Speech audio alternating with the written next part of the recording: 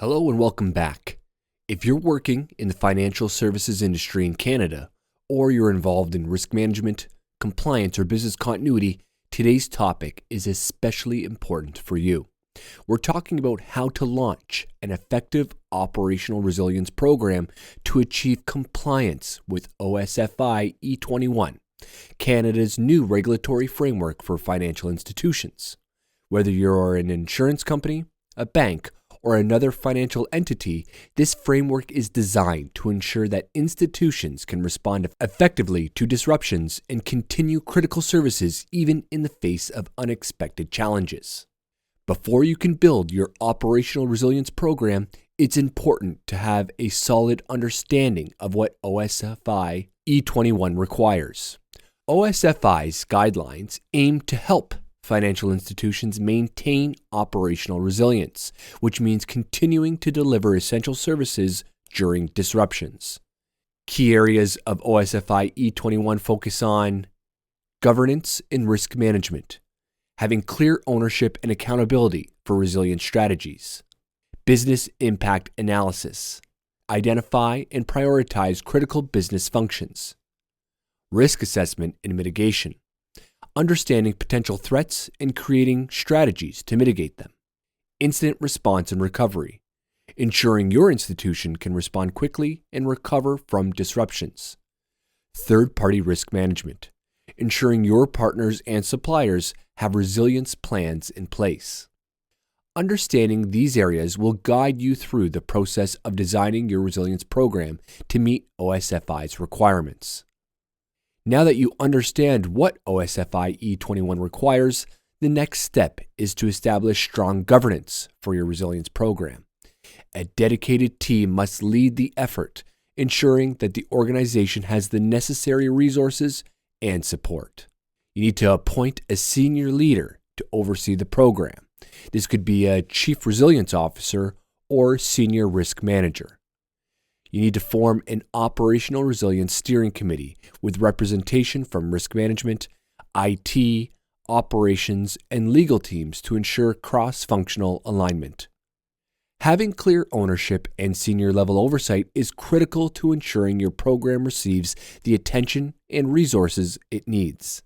This team should also report directly to the board and C-suite to maintain accountability.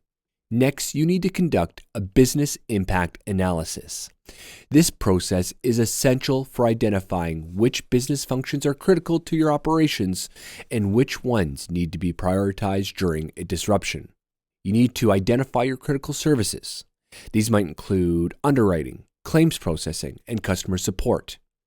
You need to evaluate the impact of disruptions, determine the financial, operational, and reputational costs of service interruptions. And you need to establish recovery time objectives, RTOs, for each critical function to define how quickly they need to be restored. The BIA helps you understand where to focus your resilience efforts by pinpointing the services that are most vital to the survival of the business. After identifying your critical functions, you must conduct a risk assessment to understand what threats could potentially disrupt these services. Some key activities include identifying risks. Potential risks can range from cyber threats to natural disasters or even a pandemic. You need to evaluate likelihood and impact, assess how likely these risks are, and how much impact they would have if they occurred. Mitigation strategies. Implement measures to reduce the likelihood of risks and their potential impact. For example, enhancing cybersecurity measures or diversifying suppliers. By proactively addressing potential risks, you ensure that your business is resilient and can continue to operate in the face of adversity.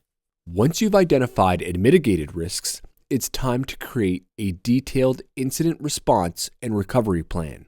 This plan will ensure that your institution can act quickly in the event of a disruption.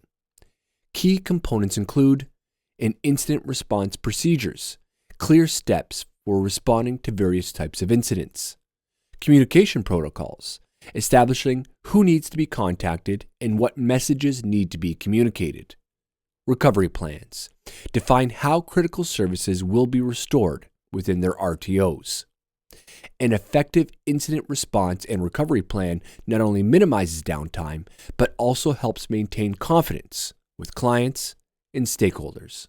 Many organizations overlook the risks that come from third-party vendors. OSFI E-21 emphasizes the need to assess and manage third-party risks to ensure that disruptions from suppliers or service providers do not affect your operations. Some key considerations are vendor resilience. Assess the resilience measures in place at your third-party providers. Do they have business continuity plans? Third-party audits. Regularly audit your vendors to ensure they are meeting your resilience standards. Contractual clauses. Include resilience requirements in your third-party contracts to ensure compliance. Third-party resilience is just as important as internal resilience, so make sure your suppliers are prepared to support your business in times of disruption. Remember that resilience is an ongoing process. You need to continuously monitor, test, and evolve your resilience program. Regular testing. Run regular incident response and recovery drills or exercises to ensure your teams are prepared. Continuous monitoring. Stay aware of emerging risks, changes in technology, or regulatory updates that could affect your resilience program. Iterate and improve. Use feedback from tests and real incidents to continuously improve your plans. Resilience is not a one-and-done project. It requires continuous attention to ensure your institution is prepared for whatever comes next. So that's a quick overview of how to launch an operational resilience program that meets OSFI E-21 compliance. By focusing on governance, risk management, business impact analysis, incident response, third-party management, and continuous improvement, you can build a program that ensures your organization is ready for anything that comes its way. Thanks for watching, and if you found this video helpful, don't forget to like, subscribe for more insights on risk, compliance, and operational resilience. Thanks, everyone.